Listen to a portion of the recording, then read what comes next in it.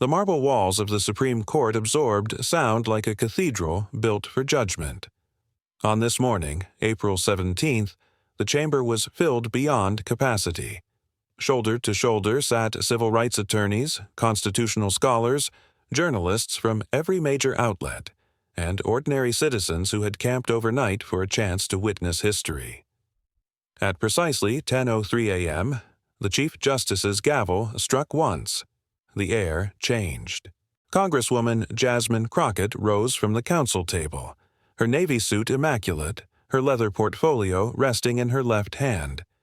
She approached the mahogany podium with the kind of quiet confidence that comes only from someone who has spent years in courtrooms where the stakes were life and liberty. Behind the bench sat 9 justices, draped in black robes, their faces illuminated by the soft glow of reading lamps. And among them, Justice Samuel Alito leaned forward slightly, his expression already tense, his pen poised, his body language radiating impatience. The nation had been waiting for this confrontation.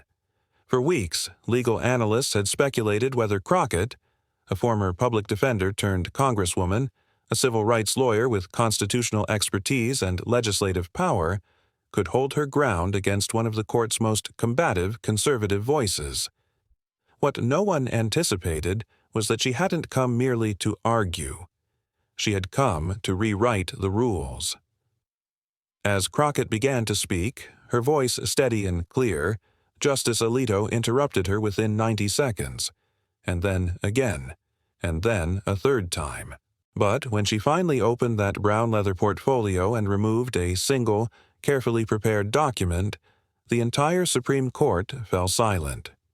What happened next wasn't just a legal victory, it was a constitutional reckoning. To understand the earthquake that was about to shake the highest court in America, you have to understand the 2 figures at its center. Jasmine Crockett was not a typical congresswoman.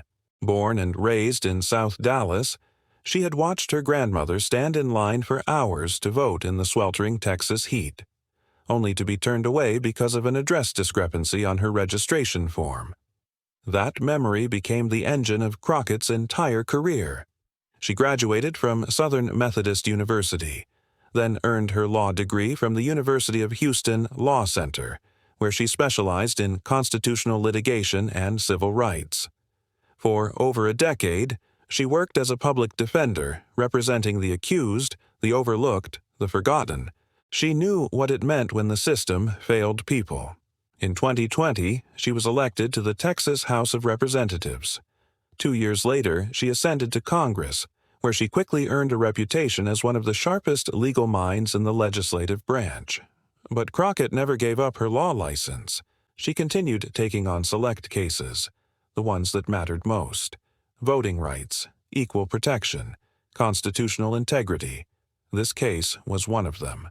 On the other side of the bench sat Justice Samuel Alito, a Reagan-era conservative appointed to the Supreme Court in 2006.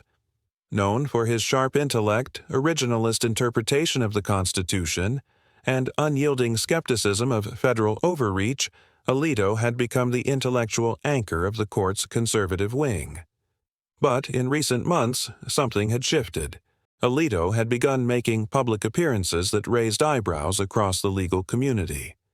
At a Federalist Society gala just 3 weeks earlier, he delivered a speech questioning the legitimacy of modern voting rights expansions, calling them solutions in search of problems. He argued that state legislatures possessed nearly unlimited authority to regulate elections under Article 1 of the Constitution, and that federal courts had no business second-guessing those decisions unless explicit racial animus could be proven. The speech drew immediate backlash. Ethics complaints were filed. Legal scholars accused him of prejudging cases still pending before the court. Progressive advocates called for his recusal from voting rights cases. But without a binding ethics code, the complaints went nowhere. And now, Alito sat on the bench preparing to hear arguments in Jefferson County Voters Coalition versus State of Texas, a case challenging a restrictive voter ID law that had disenfranchised over 53,000 eligible voters, 83% of whom were Black or Latino. Jasmine Crockett was lead counsel for the plaintiffs. The collision was inevitable. Crockett stepped to the podium and took a breath. "Mr. Chief Justice, and may it please the court," she began, her voice calm and commanding. "The right to vote is the cornerstone of every other constitutional protection. When 53,000 eligible citizens in Jefferson County were denied their ballots last November, it wasn't just a personal loss, it was a failure of our constitutional promise." Several justices nodded. Justice Sotomayor leaned forward, already engaged. But before Crockett could continue, Justice Alito's voice cut through the chamber like a blade. "Congresswoman Crockett," he said sharply, emphasizing her legislative title rather than her legal one, "let's be clear. The Constitution vests primary authority over election procedures in state legislatures under Article 1, Section 4. Your argument seems to be with the framers themselves. Isn't that the real issue here?" The courtroom tensed. It was a classic Alito tactic: reframe the argument as an attack on the Constitution itself, forcing the advocate onto the defensive. But Crockett didn't flinch.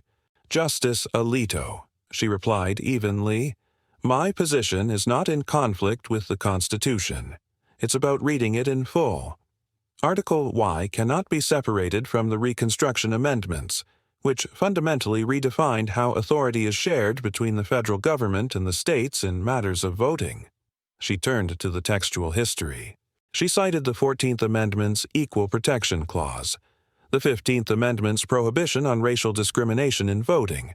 She walked through Supreme Court precedent: Harper v. Virginia, Board of Elections; Bush v. Gore; Anderson v. Celebrezzi, demonstrating that the court had repeatedly affirmed federal oversight when state voting laws imposed unequal burdens. Justice Kagan nodded in agreement. Justice Kavanaugh jotted notes. But Alito was relentless. "These are mere inconveniences, counsel," he interrupted again, his tone dripping with condescension.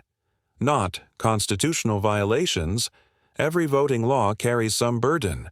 Unless you can show deliberate discrimination, which your data does not, those policy choices belong to the states, not to federal courts, and certainly not to Congress." His words hung in the air.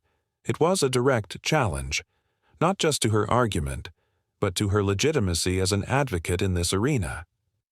Crockett paused for only a heartbeat. "With respect, Justice Alito," she said, her voice sharpening, "this court's decision in Anderson v. Burdick made clear that even in the absence of discriminatory intent, any voting rule that places an undue burden on the right to vote must be justified by a legitimate state interest. The evidence before us shows that the supposed interest in preventing fraud has no factual foundation." Alito leaned into his microphone, visibly irritated. "The Constitution doesn't guarantee convenience, Congresswoman. It distributes authority, and in elections, that power belongs primarily to the states." The use of Congresswoman, again, was deliberate. It was meant to remind everyone in the room that she was a politician, not a lawyer, a legislator, not a constitutional scholar, an outsider, and that's when Jasmine Crockett made her move. Crockett stopped speaking. The silence stretched for 3 seconds, an eternity in oral argument. Then, slowly and deliberately, she reached into her brown leather portfolio and withdrew a single document, neatly tabbed and annotated. She looked up at the bench. "The Constitution, Justice Alito, is not only about granting authority," she said quietly. "It's about setting boundaries to preserve our most fundamental rights." She paused. "And since you've raised the issue of constitutional design, let's look at what history actually shows." She held up the document. "I've reviewed the original congressional debates that shaped the Reconstruction Amendments, focusing specifically on how they address state powers over elections. You've argued, both today and in recent public remarks, that the Constitution originally granted states nearly unlimited control over voting." Her eyes locked onto his. "But that's not what the framers of the 15th Amendment intended." The chamber went completely still. Crockett began to read aloud, her voice clear and unwavering. Senator Oliver Morton, one of the principal authors of the 15th Amendment, stated that its purpose was to place the power of protecting the right to vote in the rightful hands of the federal government, rather than leaving it to the discretion of states that have proven unworthy of that trust. Justice Kagan sat up straighter. Justice Barrett tilted her head, listening intently. Crockett turned the page. Representative James Garfield, who later became president, emphasized during those same debates that it was time to establish a constitutional principle strong enough to override old state laws that restrict voting rights for reasons unrelated to the act of voting itself. Chief Justice Roberts leaned forward. And most directly relevant to this case, Crockett continued, her voice gaining strength, Senator William Stewart, who helped draft the 15th Amendment's language, specifically addressed whether states could impose procedural barriers that effectively nullify the right to vote. She read his words slowly, letting them sink in. He declared, "We are not just creating a ban on racial barriers. We are establishing a positive principle that the right to vote must be genuinely available to all citizens, regardless of their background or position." Crockett handed copies of the document to the clerk for distribution. Justice Alito's face had gone rigid. "These aren't obscure records, Justice Alito," Crockett said, her tone now edged with steel. "These are the direct statements of the very framers of the Reconstruction Amendments. The same provisions you've quoted throughout today's hearing." She paused for effect. "Their words directly contradict the narrow interpretation you've presented here, and in your recent public comments." A ripple of stunned silence moved through the courtroom. Justice Alito opened his mouth to respond, but Crockett wasn't finished. "The historical record leaves no ambiguity," she continued. "The Reconstruction Congress intentionally curtailed state control over elections because they knew that laws appearing neutral on the surface could still be used to erode voting rights. They didn't stop at banning explicit racial discrimination. They went further, establishing an affirmative federal duty to ensure every citizen had real access to the ballot." She turned to the evidence. In Jefferson County, 83% of those denied ballots under this law were minority voters, even though minorities make up only 34% of the county's population. Her voice sharpened. That kind of disparity would have outraged the architects of the 15th Amendment, who specifically rejected the idea that states could use procedural rules to achieve what they were constitutionally forbidden to do outright. Justice Barrett leaned into her microphone. "Congresswoman Crockett, these historical records are powerful. How would you suggest the court incorporate them into our standard of review?" Crockett nodded. "Thank you, Justice Barrett. These sources make it clear that when courts evaluate voting laws, they must apply heightened scrutiny whenever a rule results in significant disparities in access to the ballot, even if intentional discrimination can't be proven. The framers of the Reconstruction Amendments understood that the right to vote preserves every other constitutional right and deserves protection from procedural obstacles." Justice Alito tried to regain control. "Counsel," he said tersely, "these are interesting historical details, but they can't override the plain text of Article I, which still governs state authority over elections." Crockett met his gaze directly. "With respect, Justice Alito," she said slowly, "these are not mere historical details. They are the official explanations of constitutional meaning given by the very lawmakers who wrote and ratified the amendments. Their intent was clear. The Reconstruction Amendments were designed to place boundaries on state powers, including those granted under Article I. She paused. Those amendments reshaped the constitutional structure itself. They created new limits on state authority, specifically in the area of voting rights. To interpret Article I today as though those amendments never existed is not textualism or originalism." Her final words fell like a hammer. "It's selective constitutionalism." The phrase echoed through the chamber. Justice Thomas raised an eyebrow.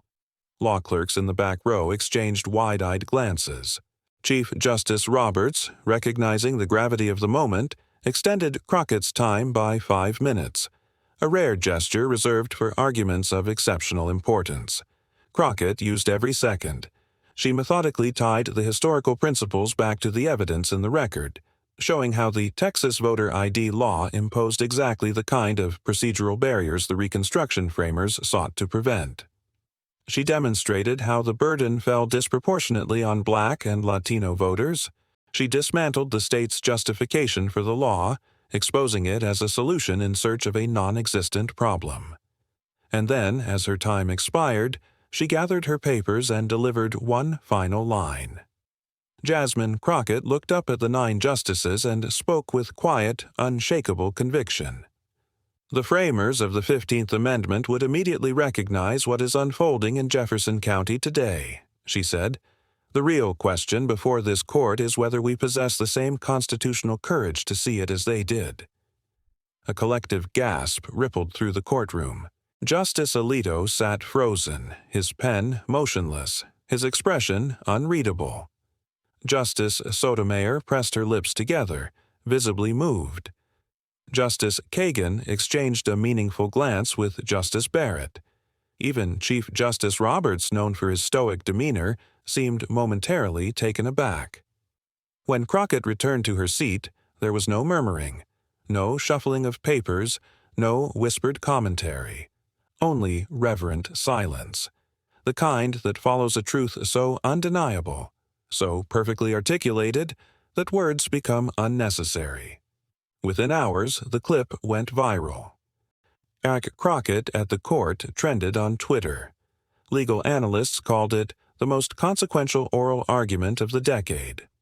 CNN, MSNBC, Fox News, everyone covered it. But it wasn't just the media. The Harvard Law Review published a special issue analyzing the Reconstruction-era records Crockett had uncovered. Constitutional scholars across the ideological spectrum praised her historical research. Even prominent originalists admitted she had revealed something they had missed. What Congresswoman Crockett accomplished was extraordinary, wrote Professor Aka Lamar of Yale Law School in The Atlantic. She used originalist reasoning to prove that the true understanding of the Reconstruction Amendments offered far stronger protections for voting rights than modern courts have recognized. It was a masterclass. 3 months later, the Supreme Court announced its decision. In a stunning 6-3 majority opinion, Chief Justice Roberts struck down the Texas voter ID law and established a new legal standard. When voting laws produce measurable disparities in access to the ballot, courts must apply heightened scrutiny. Justice Barrett joined in concurrence, and in the most surprising move of all, Justice Alito, rather than dissenting, authored a separate concurring opinion, acknowledging that the Reconstruction debates had illuminated limits on state authority that warrant reconsideration. It was a historic shift. Legal scholars called it the most significant transformation of voting rights doctrine in decades. For Jasmine Crockett, the moment marked a turning point not just in her career, but in the national conversation about democracy, justice, and who gets to define the Constitution's meaning.